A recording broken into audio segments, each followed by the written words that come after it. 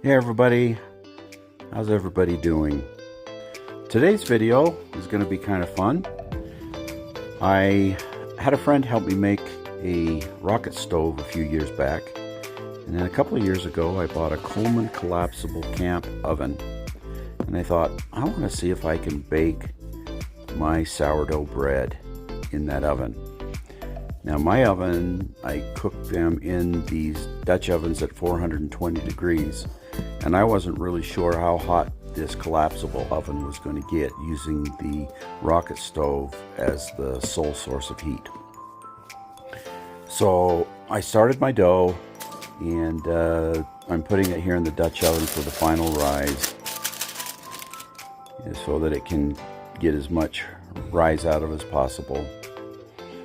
And then while that was happening, which takes about 3 or 4 hours, I went outside and got my fire started in the rocket stove. So here you can see the Coleman oven sitting on top of the rocket stove. I put it on top of a barrel, and then put the barrel out in my backyard, kind of in a sunny spot, because it was pretty cold and there was a little bit of breeze, and so I wasn't sure.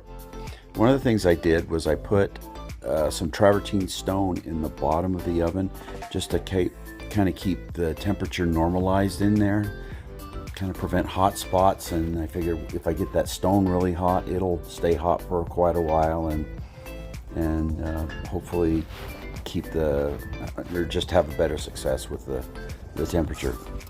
There I've used one of my own fire starters, and then these are some cutoffs of Doug Fir 2x4s or 2x6s, I think, and I put them in here. One of the things I did learn about this rocket stove is that you can see some chunks are probably inch and a half cross section, and that's just too big to put down in this rocket stove. The smaller the pieces, so that you get more air around it, is going to ensure a better burn, a more consistent burn. You can see that last piece right there, that's pretty thick. So I took a little hatchet and I went back and split all these pieces. There you can see it kind of smoking because there's just not enough air getting to it. There you can see temperature ranges just on the pipe, going up from 300 to 600 or 700, and inside, when I measured, the stone was reading 500 to 600 degrees, but the top of the oven was only reaching maybe 300 degrees. And there you can see I put a welding blanket over the top just to kind of keep some of the heat in and keep the wind from sucking out all the heat. So I cooked it for about 30 minutes, and not knowing exactly what to expect, I checked it, and it was cooking. I was kind of surprised, but it was not turning brown at all, but it had risen pretty well. There you can see a thick piece. So here's some of the other pieces that I ended up splitting,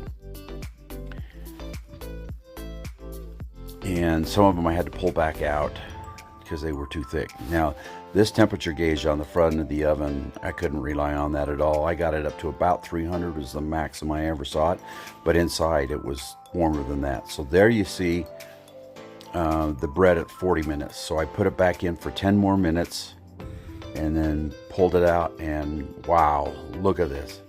This bread was absolutely amazing. It had the right browning on both the top and the bottom. The texture was perfect. Here I'm gonna cut the bread in half so you can see the crumb. I was really surprised. I was pretty skeptical when I did this because I just wasn't sure how well I could control the temperature. But this sourdough recipe is pretty forgiving, and you can make a lot of mistakes and still have a good loaf of bread. But I opened it up after about 20 minutes of cooling, and look at that. Oh, it was just gorgeous. It was just moist and soft. I'm really pleased the way this turned out. So I hope you liked this video. It's been kind of fun to do. A new learning experience for me, something to help me in my preps. So everybody have a good one. Thanks for watching.